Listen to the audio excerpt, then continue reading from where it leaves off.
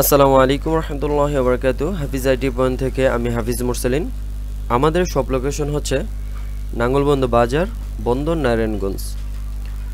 আপনি যেহেতু এই ভিডিওটি দেখছেন, অবশ্যই আপনি স্যামসাং m30s এলসিডি অথবা ডিসপ্লের বিষয় সম্পর্কে তথ্য জানতে আগ্রহী। স্যামসাং m30s ডিসপ্লে মার্কেটে সাধারণত 3 কোয়ালিটির হয়ে থাকে: অরিজিনাল, মার্কেট অরিজিনাল এবং আইপিএস অথবা ইনসেল ডিসপ্লে বলে থাকে। অরিজিনাল, মার্কেট অরিজিনাল নিয়ে আজ আমি ভিডিওটি করছি না। আজ আমি আপনাকে আইপিএস অথবা ইনসেল ডিসপ্লের সম্পর্কে তথ্য দেব। আমার হাতে আপনি যে ডিসপ্লেটি দেখছেন, এই ডিসপ্লেটি মার্কেটে আপনি 1750 টাকা কম বেশি দামে পেয়ে থাকবেন। এখন তথ্য দেব এই ডিসপ্লের মান, কোয়ালিটি সম্পর্কে। আমাদের হাতে যে ডিসপ্লেটি দেখছেন, diamond quality 100% tested, diamond hardness. এই ডিসপ্লেটি ইনসেল ডিসপ্লে। এই ডিসপ্লেটি রেজুলেশনের দিক দিয়ে একটু ডিসপ্লের কম হয় অরিজিনালের তুলনায়, মানে আপনার ডিসপ্লের যে সাইজ, ওই সাইজটা থেকে কিছু পরিমাণে কম হবে।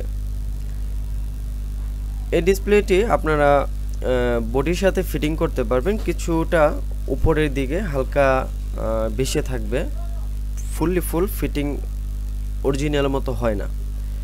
আমার যিনি কাস্টমার ছিলেন, উনি আমাকে বলেছিলেন যে অরিজিনালটি না লাগিয়ে আইপিএসটি রিপ্লেসমেন্ট করে দেওয়ার জন্য। উনি চাচ্ছিলেন কম দামের ভিতরে ভালো মানের একটি ডিসপ্লে। তো স্বভাবতই আমরা চাই যে কম টাকাতে ভালো জিনিস। তো আসলে বিষয়টা হচ্ছে, আপনারা দেখতে পাচ্ছেন আমার হাতে স্যামসাং গ্যালাক্সি m30s, এই লোগোটি চলে এসেছে আমাদের ডিসপ্লেতে। এই ডিসপ্লেটি কম দামের ভিতরে মোটামুটি ভালো একটি পারফরমেন্স দিয়ে থাকে। আপনারা দেখতে পাচ্ছেন যে আমাদের স্পষ্টভাবে লেখা কিন্তু দেখা যাচ্ছে স্যামসাং যে লেখাটি। তো এখানে আমাদের হোম পেজ চলে এসেছে। এখন হোম পেজের ভিতরে আমরা আপনাকে নিয়ে দেখাচ্ছি। কালার কোয়ালিটি মাশাআল্লাহ খুব ভালো। আপনারা দেখতে পাচ্ছেন অরিজিনালের মতোই কালার কোয়ালিটি দেখা যাচ্ছে। আর এটা 300+ ব্যাকগ্রেস। তো টাচ খুব সেন্সিটিভ, টাচে কোনো রকমের টু টাচ করা লাগে না, সেন্সিটিভভাবেই কাজ করে।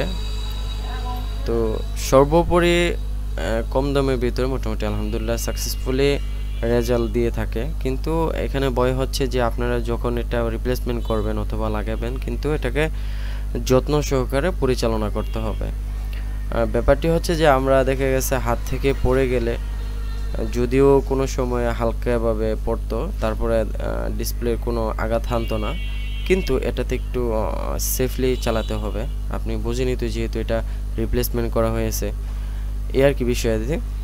তো মোটামুটি ব্রাইটনেস এটা ফুল দেওয়া আছে। আর উপরের যে বিষয়টা উপরে দেখতে পাচ্ছেন, এটা কিন্তু আসলে এখান দিয়ে কিন্তু ডিসপ্লেটা সাইজটা কমে এসেছে, কারণ এটা আপনার মার্কেটের আইপিএস ডিসপ্লে হওয়ার দরুন এই বিষয়টা।